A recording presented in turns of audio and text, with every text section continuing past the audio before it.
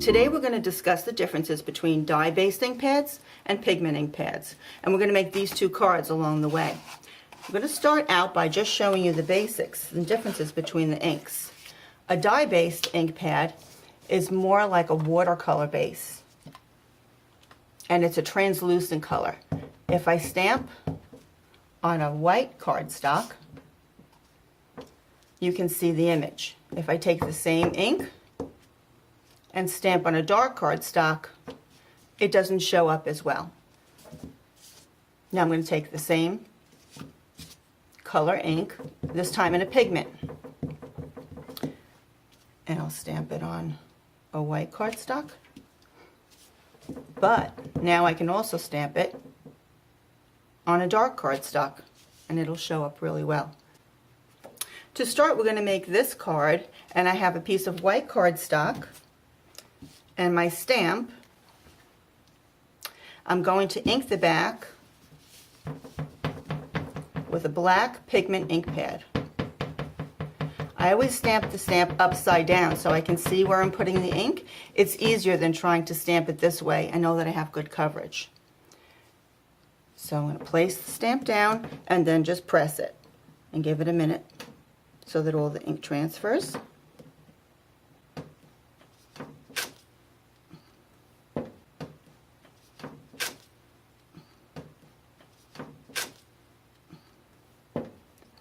I'm going to sprinkle on some embossing powder, and this is a clear powder. The clear powder allows you to see whatever color ink you have underneath. So if I stamped with blue or if I stamped with green, that's the color my image would be. The reason for doing this is it's going to make my image raised and shiny, and I'm going to be able to use a lot of different techniques to add color to it. So now I'm just going to heat the powder until it's raised and shiny, and you can see that it starts to get very dark when it embosses.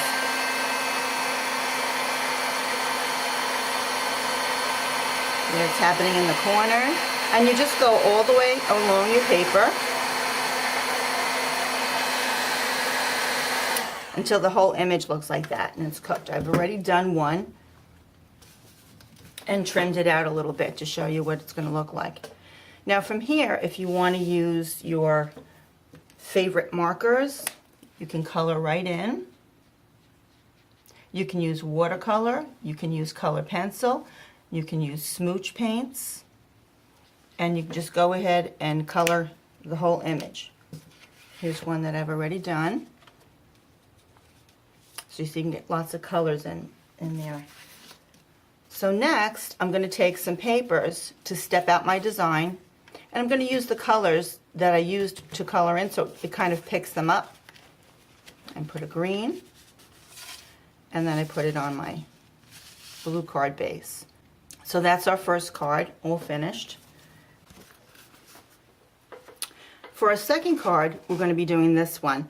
This time I'm using a gold embossing powder, and it's metallic, and it has an opaque quality. So it doesn't matter what color I use to stamp with. Again, I'm going to use a pattern stamp, and I'm just going to use the same black pigment ink. I could use a clear ink, I could use a white ink. It wouldn't matter because the embossing this time is opaque.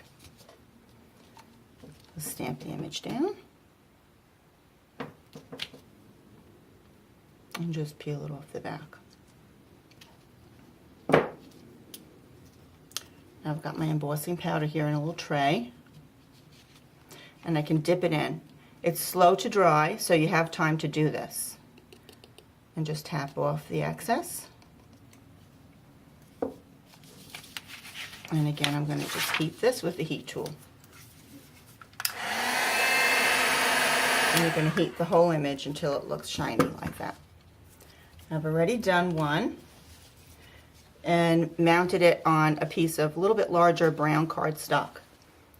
Now you can take all sorts of embellishments that you have left over from other projects, little flowers, feathers, rhinestones, brads, and what I did was I made little screen images that go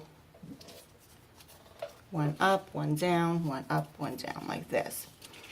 And I cut a piece of pink cardstock that was big enough to hold all of them. And then I have this pattern stamp that has just little line textures on it. This time I'm going to use a dye-based pad. I'm going to use a mudslide pad because it dries quicker and I don't want to emboss this time.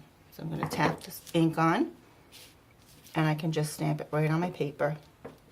And I can stamp it more than one time and it will just kind of fade off and get a little bit lighter. I can also change the angle and make it look like a linen pattern. So just